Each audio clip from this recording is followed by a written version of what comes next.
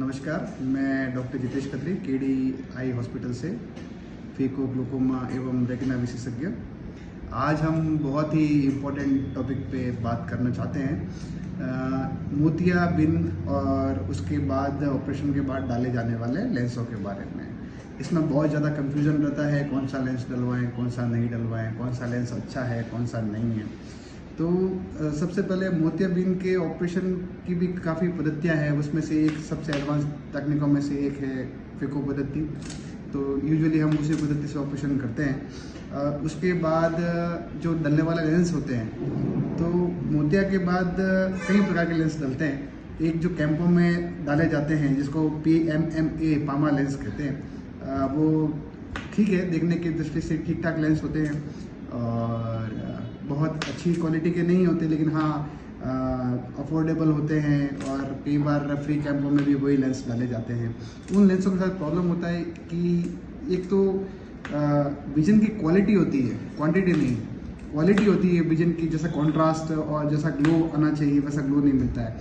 और दूसरा एक प्रॉब्लम होती है कि भविष्य में वो लेंस खराब होने के चांसेस रहते हैं। तो जैसे कि मोतिया का ऑपरेशन बार बार नहीं होता, तो ये लेंस एक बार डालने के बाद बदलना ये बहुत ही कठिन प्रोसीजर होता है। तो हम एक बार जो लेंस डलवा रहे हैं वो बहुत अच्छा लेंस डलवाएं। लेंस डालने के समय काफ़ी चीज़ें और डिपेंड करती है, जैसे कि आपको शुगर है, आपको BP है, ठीक है, और आपको एस्टिग्मेटिज्म है कि नहीं, आप किस तरह की रोशनी चाहते हैं। उसमें एक फेको लेंसों के अंदर दो प्रकार के लेंस यूज़ होते हैं, एक हाइड्रोफिलिक होता है और एक हाइड्रोफोबिक होता है।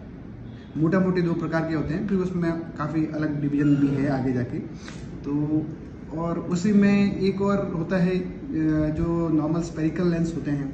यूजुअली लोगों के स्पेरिकल लेंस ही डलते हैं, IOL जो डलता है वो स्पेरिकल डलता है। एक और तरह का लेंस होता है जो टोरिक लेंस होता है। Toric lens mostly high cylinder number जिनके होते हैं उनके डलता है, तो वो भी एक अपने आप में एक स्पेशल लेंस है। आप आपके डॉक्टर से, सर्जन से इस बारे में कंसल्ट कर सकते हैं आपकी रोशनी के हिसाब से। फिर हाइड्रोफोबिक हाइड्रोफिलिक में फ़र्क क्या है?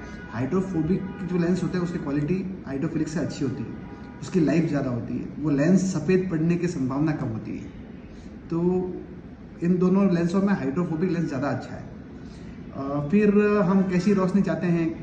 अभी काफ़ी तरह के लेंस उपलब्ध हैं बाज़ार के अंदर, जैसे कि ऑपरेशन के बाद आपको सिर्फ दूर का अच्छा दिखेगा, या दूर का, नज़दीक का, और इंटरमीडिएट विजन होता है, कंप्यूटर विजन जिसको कहते हैं, वो भी अच्छा दिखेगा। तो इस तरह के लेंस भी उपलब्ध होते हैं। तो जो आपके यूनिफोकल लेंस है, जो सिर्फ दूर की दृष्टि के लिए होते हैं, वो कंपेरेटिवली थोड़े सस्ते होते हैं।